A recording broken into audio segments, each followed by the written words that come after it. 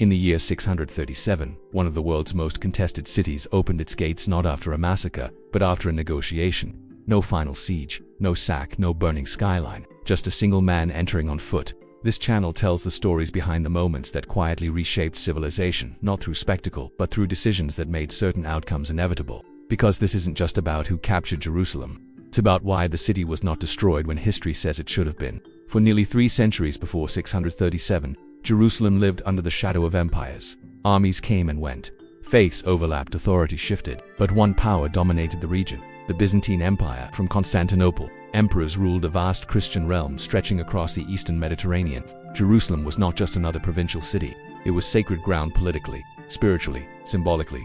Losing it was not simply a territorial setback. It was a wound to imperial legitimacy itself. But by the early 7th century, the empire was exhausted.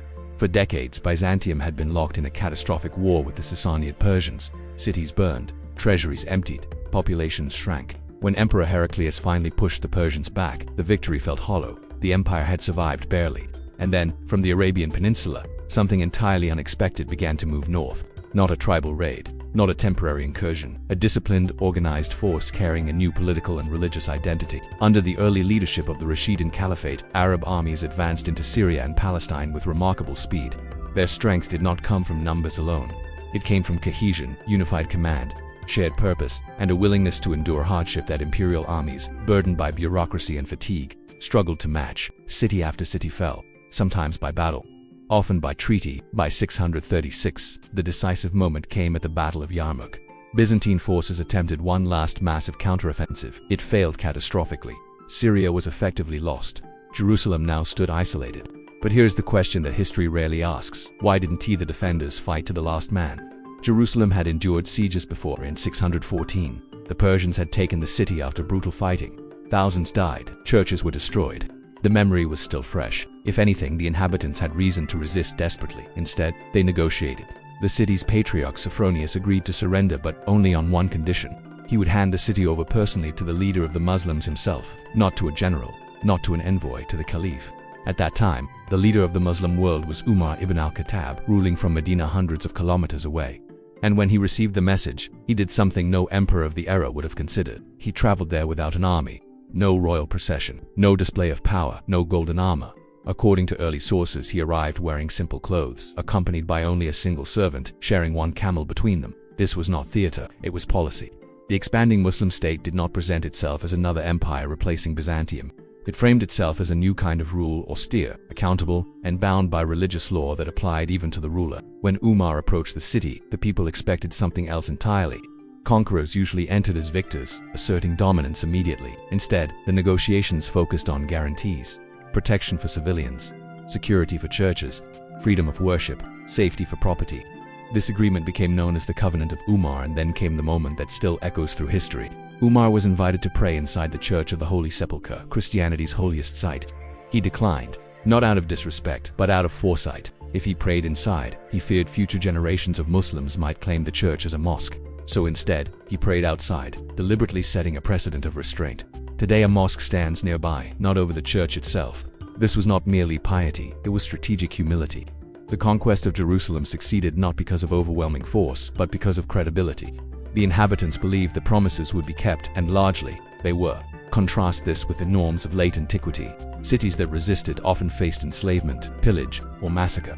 Even friendly surrenders could lead to looting by undisciplined troops. But the Muslim leadership enforced strict controls on its armies. Plunder was regulated. Civilians were not to be harmed unnecessarily. Religious sites were to be respected. Discipline, not fury, secured the city. Key commanders like Abu Ubaidah ibn al-Jarrah and Khalid ibn al-Walid had already demonstrated this pattern across the Levant. Their campaigns prioritized mobility, negotiation, and psychological pressure over prolonged destruction. By the time Jerusalem surrendered, resistance was not only dangerous, it was irrational. So the gates opened. No triumphant charge, no burning districts, no revenge, just a transfer of authority. Administratively, the city was integrated into the new system governing Syria and Palestine. Taxes were reorganized. Military garrisons were established outside the city rather than inside it, reducing friction with civilians. Local populations, including Christians and Jews, were largely allowed to continue their daily lives. In fact, Jewish communities previously restricted under Byzantine rule were permitted to return and resettle in the city. This quiet shift had enormous long-term consequences. Jerusalem did not become an abandoned ruin like many contested cities of antiquity.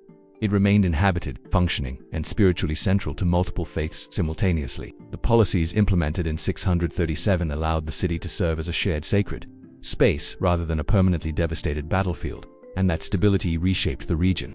Within decades, the Islamic world expanded west across North Africa and into Spain, east into Persia and Central Asia.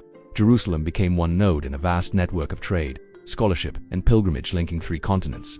Centuries later, when European crusaders marched toward the city, they were not reclaiming a forgotten ruin.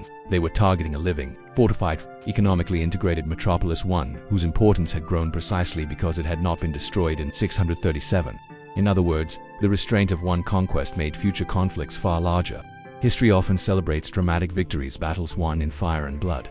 But the capture of Jerusalem in 637 stands as a reminder that sometimes the most transformative conquests are the quiet ones.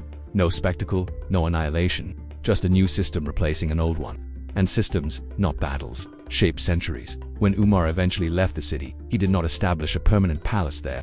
He returned to Medina, continuing to govern an expanding realm with the same austere approach. The message was clear. Jerusalem was important, but it was not to become the seat of imperial indulgence. It was to remain a trust. For the inhabitants, life changed, but it did not collapse. For the region, a new political order solidified. For world history, a precedent was set. Sacred cities could change hands without total destruction. Of course, that precedent would not always hold. Future centuries would bring new wars, crusades, and occupations. But the events of 637 demonstrated that another path was possible, one grounded not in mercy alone but in calculated restraint. Because true power is not just the ability to take a city, it is the ability to keep it functioning afterward. And that is why the first Muslim conquest of Jerusalem still matters today, not as a tale of unstoppable armies, but as a case study in leadership, discipline, and long-term thinking. If this story changed how you see that moment in history, there are many more like it, turning points where decisions, not battles, shaped the world we inherited. Tell us which forgotten event or empire you want explored next. And if you value deep cinematic history told with clarity rather than noise, consider subscribing so you don't miss the next story history almost forgot.